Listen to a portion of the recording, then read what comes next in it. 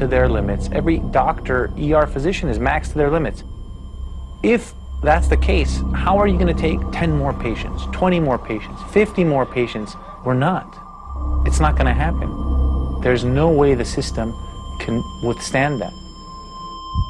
Even worse, the virus could quickly split into several subtypes, each resistant to different drugs.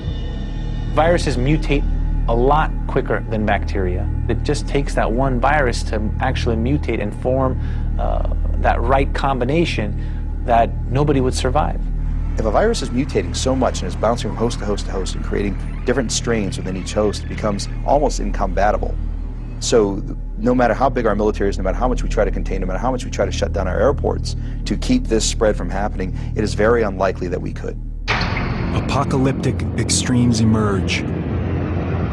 Quarantine, mass panic, and finally, the breakdown of society. If the illness or mutation is severe enough, the number of casualties will be too much to handle. We wouldn't know where to put the bodies. There would be bodies not being collected, power outages, medical services being overwhelmed. When we're talking about the right mutation, the number of dead would be so great that we would have dead people on the streets. You have mass death and no antibiotic to cure it because they were laboratory designed, genetically engineered plagues. And I think that's what the book of Revelation refers to. I don't think God is sending down sickness on planet Earth. I think it's more of a matter of he's saying, okay, you wanted to design diseases, I'll let you do that. But then you're going to have to deal with the consequences. Biblical prophecy of a worldwide plague that would kill half the population is on a whole different scale again. And if it comes from heaven or if it's allowed by God, it's going to be horrible. And both science and religion agree, it may only be a matter of time.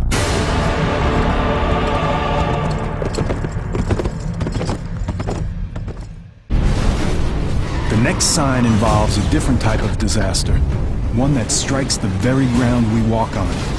A massive global earthquake, unlike anything seen in human history. Many are skeptical of the Bible's 7 signs. They simply cannot believe a loving God unleashing such a holocaust on humanity. But as the investigation of the 7 signs prophecy continues, a pattern begins to emerge.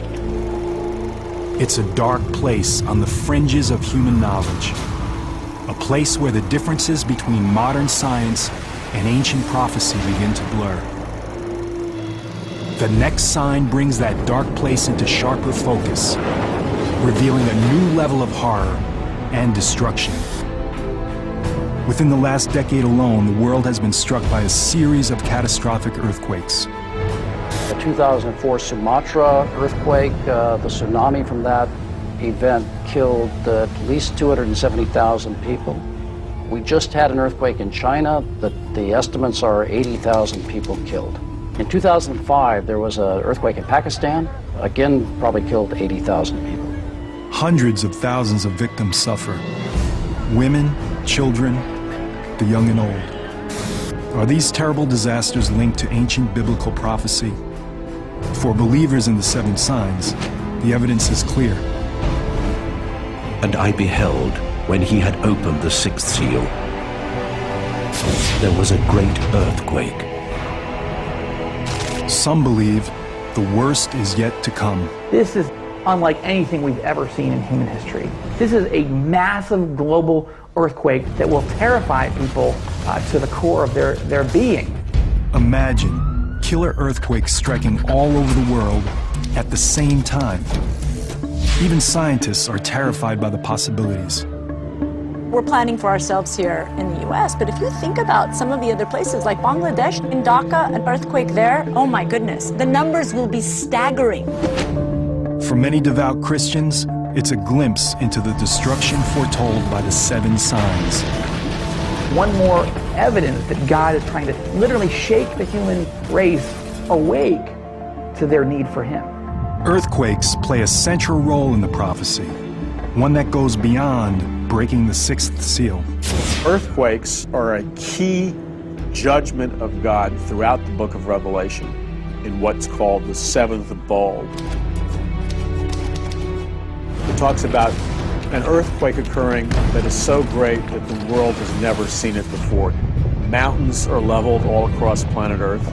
Islands dissipate and disappear. Entire cities are leveled.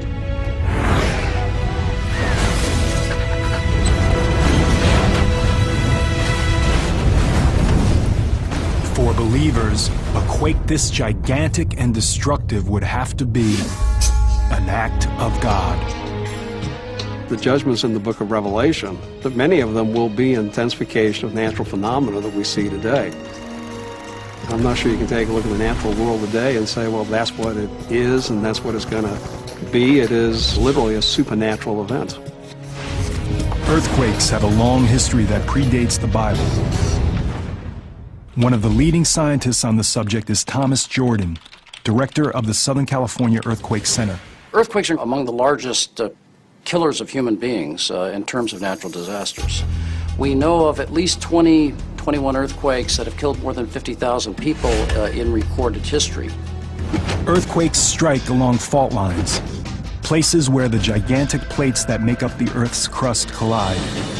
With each plate weighing trillions of tons, the amount of energy unleashed by a major quake is enormous. In fact, the island of Patmos, where the book of Revelation was written, lies in an area that's noted for its violent seismic activity. It's even probable that John of Patmos himself experienced the terror of earthquakes firsthand. The same is true for his earliest readers, the Christians living in the eastern part of the Roman Empire. To them, the symbolism of earthquakes was clear. They were the judgment of a wrathful God. We know when you get to the very end of the bowl judgments with the great earthquake, that there's great fear and an understanding that they're facing the wrath of God. God is unhappy. Today, experts are trying to gain a more scientific insight into these calamities. In California, geologists drilled deep to place sensitive instruments directly into one of the world's most dangerous earthquake faults, the San Andreas. At this point, the earthquake science community is faced with a situation in which we don't really have the ability to predict earthquakes. This is the first time anyone has drilled into an active plate fault. By setting up a monitoring station directly in the fault zone, seismologists hope to learn whether or not earthquake prediction is possible. Yet to scientists, one thing is very clear. We know those events are going to happen. It's just a matter of when. True believers in the seven signs see a far more powerful force being unleashed. I'm not sure if those scientific explanations are necessary. If God just decides to cause an earthquake, he can just make that happen. We now know what causes earthquakes, and we know that they will continue to occur. What would have to happen today for an earthquake to be seen as a sign from God? To fulfill that prophecy, it would have to be a massive series of global quakes, striking cities along every fault line. San Francisco, Tokyo, Shanghai, Athens, Istanbul. The list would include cities in the U.S., especially those near the San Andreas Fault. It runs from the southern end of the state all the way through the urbanized regions of Los Angeles and up through San Francisco into Northern California. Alina Dorian has spent much of her career planning for that dark day.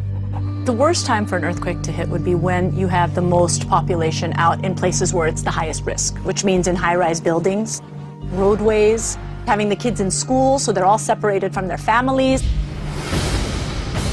It would be a tremendously violent event. The ground could move by 10, 20 feet. It would be shaking strong enough that people would be literally thrown to the ground. They couldn't stand. And if you were next to tall buildings, windows falling out of tall buildings would be